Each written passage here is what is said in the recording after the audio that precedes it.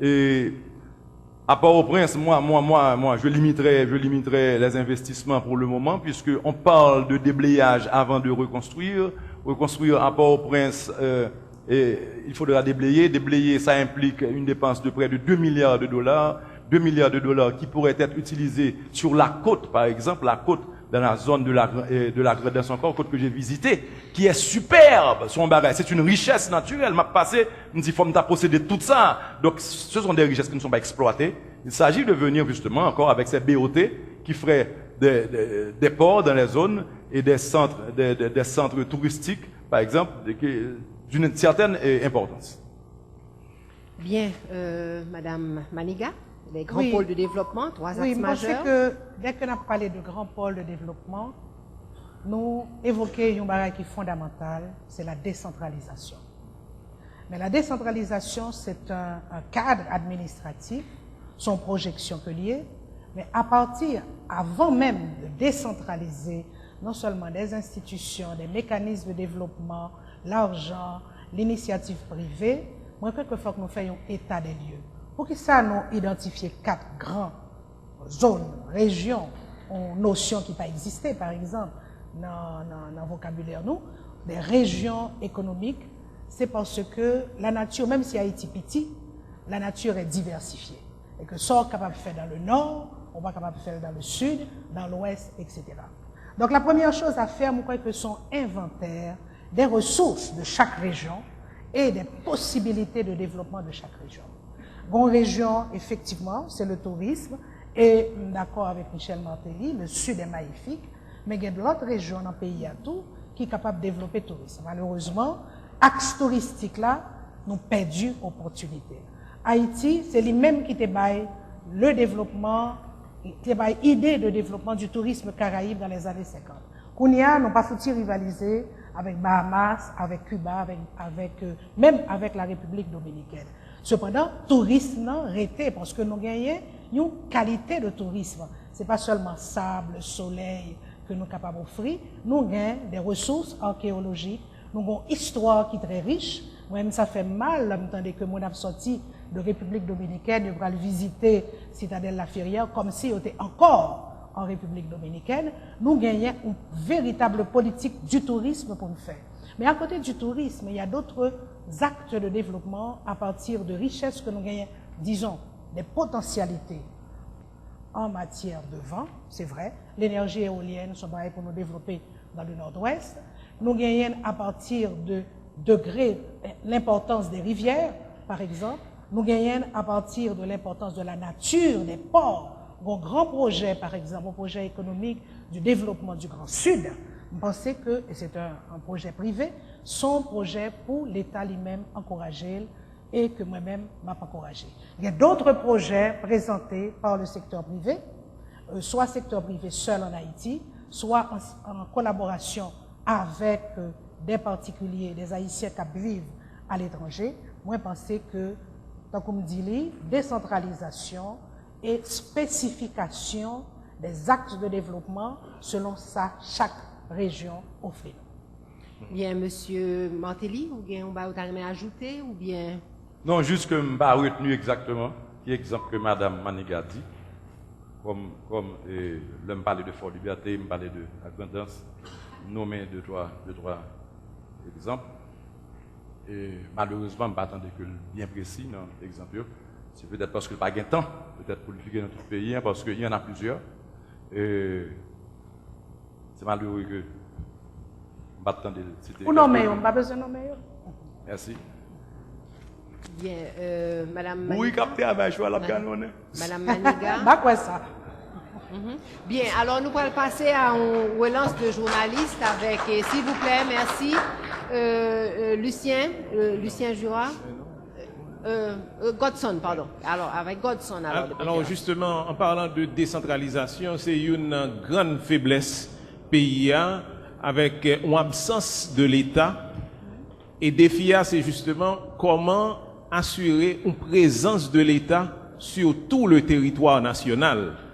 Et donc, dans ce sens, quels sont les moyens que un candidat qui a vu président capable de mettre en œuvre pour assurer présence l'État ça sur toute parcelle territoire pays d'Haïti. Madame Maniga, s'il vous plaît. C'est évident que nous avons un système qui est très concentré. La République de Port-au-Prince, tout le monde connaît, ça le dit. La décentralisation, c'est un mode de fonctionnement, pas nécessairement de l'État, mais de la nation. Parce que décentralisation veut dire que l'État renonçait, ou bien fait l'État renoncer à un certain nombre de prérogatives, c'est-à-dire aussi bien autorité que responsabilité, au profit des collectivités territoriales. Il se trouve que nous-mêmes, nous gagnons une décentralisation qui est institutionnelle. Nous gagnons 142 communes, 570 sections communales, et nous baillons institutions à chaque unité. Moi, je crois que décentralisation, d'ailleurs, qui ne peut pas faire en opposition à l'État. C'est l'État lui-même qui peut aider à la décentralisation, ne serait-ce qu'au point de vue expertise professionnelle et de l'argent.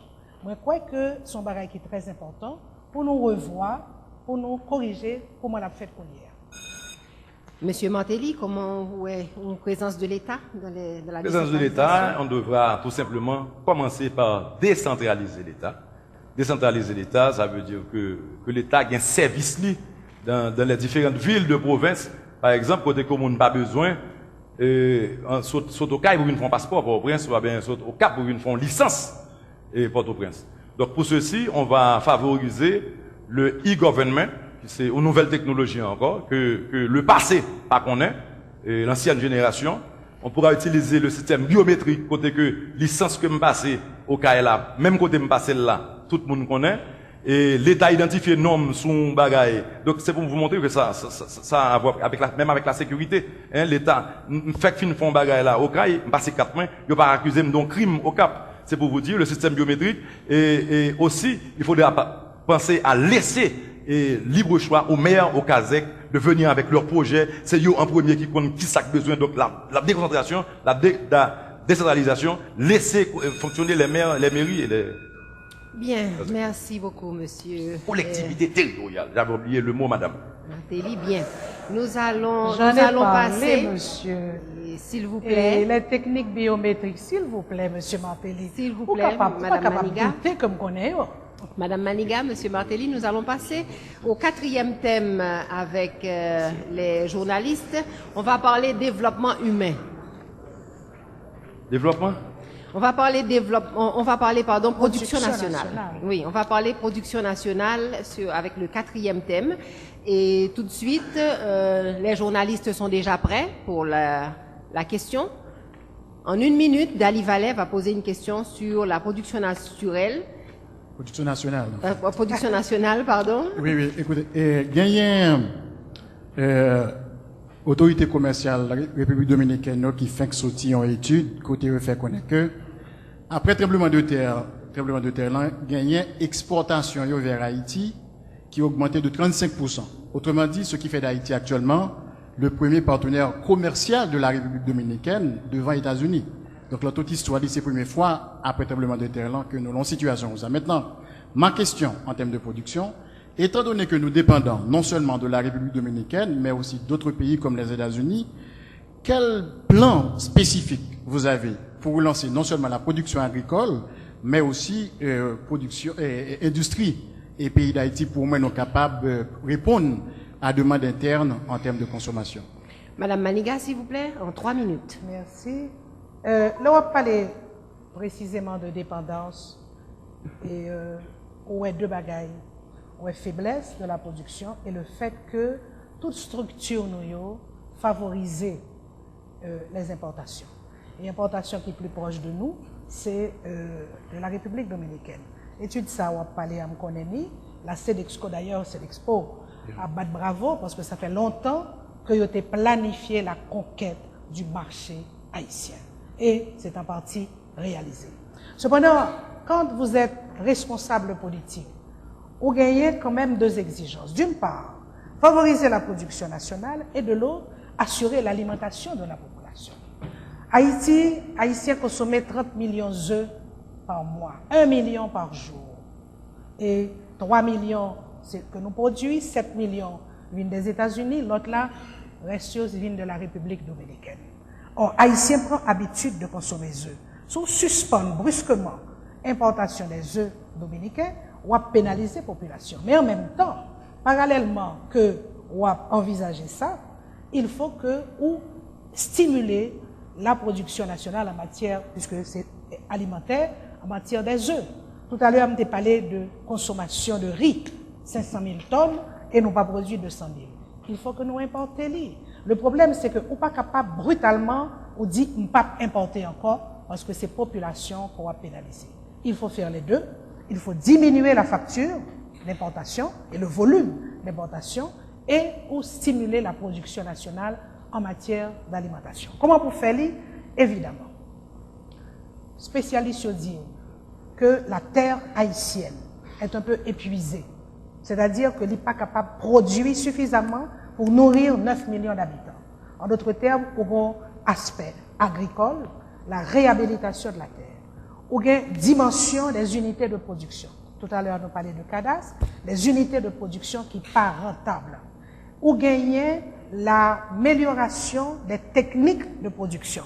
Ou gagner le crédit agricole pour bail producteurs en matière d'alimentation. Ça veut dire qu'on a une politique qui est polyvalente pour faire en même temps que ou éviter que Haïti vienne tout simplement une province dominicaine, côté dominicain, il y a voyé libre, sans que nous pas fait aucun contrôle, il y a voyé toute production urbaine, et c'est normal que vous fautez mains, c'est normal que y a battre bravo, c'est nous-mêmes qui pour nous-mêmes dégager nous pour nous faire en sorte que, sans supprimer brutalement les exportations dominicaines, nous ajuster de façon à ce que nous ayons des productions haïtiennes. Monsieur Martelly, s'il vous plaît, en 3 minutes. Merci, et je commencerai par dire que nous allons commencer par renégocier les différentes prises de position qui ont été faites pendant les 20 dernières années, et de telle sorte que nous connaissons un paquet de lois passées qui justement mènent nous côté niveau d'IA, et notamment ce libre-échange, côté que, ou presque oublié intérieur, nous comprenons la nécessité pour élever au niveau international, mais aussi il faut comprendre la nécessité de protéger la production nationale, parce que la production nationale, et ça donne une certaine sécurité alimentaire, justement. Voilà que nous parlons d'un problème là, il crée une richesse à travers la paysannerie. Donc il est important aussi de lier la production agricole à l'élevage, et de telle sorte que les sous-produits de l'un permettent l'existence de l'autre, ce que je veux dire par là, et au planter maïs, et puis peut-être que cochon manger et pour maïs, nous allons investir dans les infrastructures agricoles, nous allons investir dans l'irrigation, nous allons doter le secteur agricole des industries de transformation d'un crédit, nous allons le considérer autant pour une nouvelle industrie, de telle sorte que nous allons motiver, inspirer moun venir avec nouvelle industrie ça yo, de telle sorte que nous relancer la production nationale là, certainement, et le plus important, puisque dans le moment, nous pas qu'à empêcher l'importation de ces produits nécessiteux, que nous besoin qu'on mais encore, nous qu'à venir avec des modes de fonctionnement, côté que leur production par nous gagne une certaine quantité pour marcher, ou réguler qui quantité qui va permettre d'entrer dans le pays. Donc ce sont des décisions simples. C'est encore parce qu'on n'a jamais eu un État responsable. Et les choses sont là. Nous qu'à à travers des marchés agricoles, par exemple, les marchés agricoles que nous mettons à travers le pays, dans des zones côté qui cantine, et puis tout simplement, cantine, la consommer, ça gagne dans zone, ça veut dire que cantine scolaire qui là, il crée une demande, et puis de là, on a commencé à travailler à la terre. Donc on va mettre des incitatifs pour ramener les gens au travail et de la terre, qui relancera notre production nationale, diminuera l'importation nous, et qui sait un jour pour nous revenir à l'exportation, puisque par le passé, je l'ai dit tout à l'heure, nous avons exporté 400 000 sacs de café, vous dire ne pas gagner, n'a pas importé. Donc il s'agit de prendre des mesures, elles sont là. Madame Maniga, un ajout ou une rectification? Non, ni ajout, ni commentaire, parce que il y a si vous voulez, des domaines qui pourraient entrer dans le deuxième débat, en ce qui concerne les écoles, en ce qui concerne l'éducation, Donc, à ce moment-là, m'a fait ajouter. Eh bien, nous allons récupérer temps avec journaliste Godson. Je crois que c'est moi.